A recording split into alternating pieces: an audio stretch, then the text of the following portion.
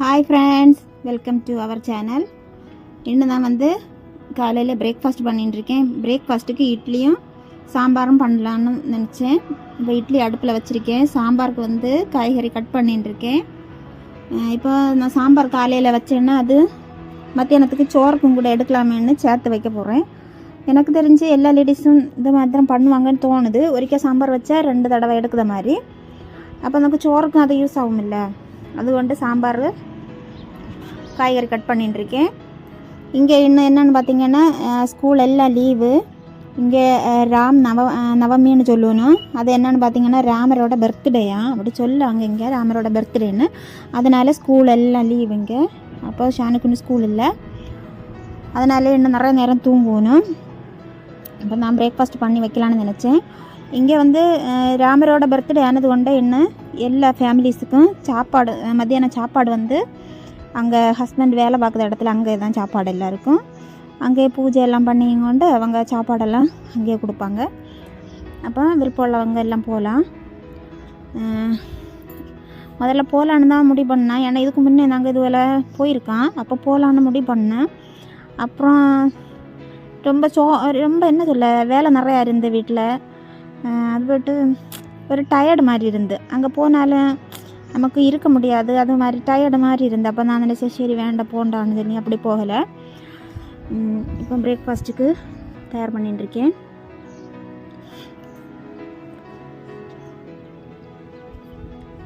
இங்கே இன்னும் எல்லா இடங்கள்லையும் இந்த ராமரோட பர்த்டே செலிப்ரேஷன் பயங்கரமாக கொண்டாடணும்.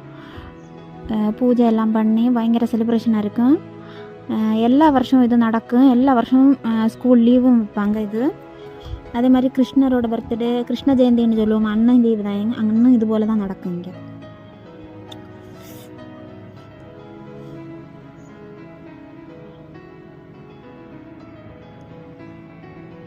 இட்லி நான் இது சீன் சட்டியிலலாம் வைப்பேன். இட்லி தட்டை அதுக்குள்ளே வச்சு அதில் வைப்பேன். இட்லி குக்கர் இல்லை, ஒன்று இனி வாங்கணுன்னு இருக்கு ஒன்று. ஆனால் இது எனக்கு ஈஸியாக இருக்குது. ஈஸின்னா வேலை கொஞ்சம் இழுக்குன்னா இந்த இட்லி தட்டு 4 இட்லி வைக்க தான் முடியும். அப்போ சீன் சட்டியில் வைக்கிறது ஒரு ஸ்டெப்பு 4 இட்லி தான் ஆகும். அடுத்து 2ஆவது ஸ்டெப்பு மீண்டும் 4 அப்படி வைக்கும்போது கேஸும் நிறைய செலவாகுது. இட்லி வைக்க ரொம்ப நேரம் எடுக்கும். நம்ம இட்லி குக்கர்னால் ஒற்றை ஸ்டெப்பில் இட்லி வேக வச்சு எடுக்கலாம் இல்லை. அப்போ இட்லி வாங்குத மாதிரி இட்லி குக்கர் வாங்குற மாதிரி ஐடியா வச்சுருக்கேன். ஆனால் இப்போ ஊருக்கு போகணும். எங்களுக்கு லீவுக்கு ஸ்கூல் வெக்கேஷன் மெயிலே ஸ்டார்ட் ஆகும். அப்போ ஊருக்கு போகணும். அப்போ ஊருக்கு போயிட்டு இட்லி குக்கர் வாங்கலான்னு சொல்லி நினச்சிட்டுருக்கோம்.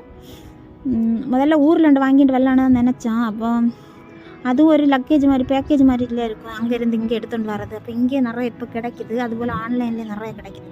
அப்போ நான் நினச்சேன் ஆன்லைனில் வாங்கலாம், இல்லைன்னா இங்கே கடையிலாம் நிறைய கிடைக்கிது, அங்கேருந்து வாங்கலான்னு. அப்போ அப்படி இனி லீவ் போயிட்டு இட்லி குக்கர் வாங்கினோம். இப்போ நான் சாம்பார் ரெடி பண்ணிட்டுருக்கேன். சாம்பாருக்கு காய்கறி எல்லாம் போட்டு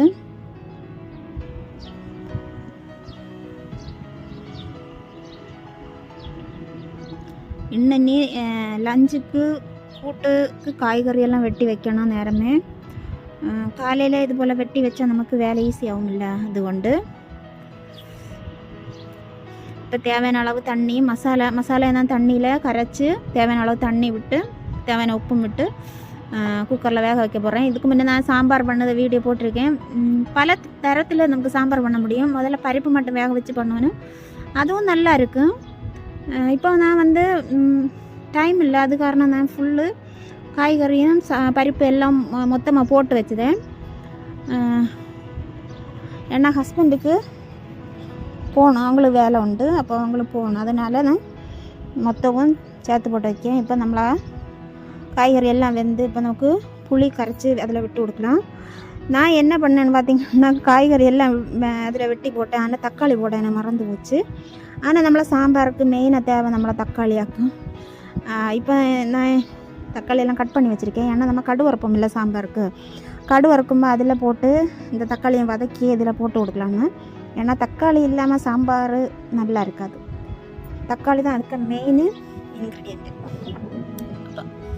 அப்போ நமக்கு தக்காளி தேவைப்படும். இப்போ நம்மளை சாம்பார் ரெடி ஆயிடுச்சு.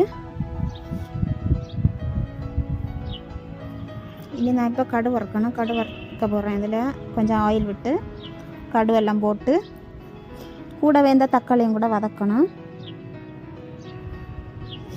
ஏன்னா ஹஸ்பண்டுக்கு ஆல்ரெடி டைம் ஆச்சு. அப்போது என்னாச்சுன்னா இந்த தக்காளி வதக்கி கடு வறுக்கல, அதுக்கு முன்னே அவங்க சாப்பிட்டாச்சு. இந்த கடு வறுக்காத சாம்பார் போதும், அது கொஞ்சம் கூட ஹெல்த்துக்கு நல்லதுன்னு சொல்லி அந்த சாம்பார் வச்சே இட்லி சாப்பிடணும். நானும் மக்களெல்லாம் தக்காளியையும் நல்லா வதக்கி இந்த கடுவெல்லாம் வறுத்து தான் சாப்பிட போகிறோம். அப்போ என்னென்ன வீடியோ வந்து பிரேக்ஃபாஸ்ட்டு, காலையில் உள்ள பிரேக்ஃபாஸ்ட்டுக்கு வீடியோ தான். அப்போ இந்த வீடியோ உங்களுக்கு பிடிச்சிருக்குன்னு நினைக்கிறேன். இங்கே எல்லா கோட்டைஸும் காலியாக இருக்கும். ஏன்னா யாரும் இருக்க மாட்டேன்னா, போக முடியாதவங்க, இந்த கோயிலுக்கு போக முடியாதவங்க வீட்டில் இருக்கணும். மற்றபடி எல்லோரும் போகணும். என்ன வெறிச்சோடி கிடக்கணும் இல்லை, அதை போல் இருக்கும் யாரும் இல்லாமல். அப்படி இருக்கும். அப்போ என்ன சாம்பார் இப்போ சூப்பராக ரெடி ஆயாச்சு. இனி எனக்கு மக்களுக்கும் பிரேக்ஃபாஸ்ட் சாப்பிடணும். அப்போ என்ன வீடியோ எல்லோரும் லைக், ஷேர், கமெண்ட் எல்லாம் பண்ணுங்கள். இன்னொரு வீடியோவில் பார்க்கலாம். அது வரைக்கும் பாய் பாய்.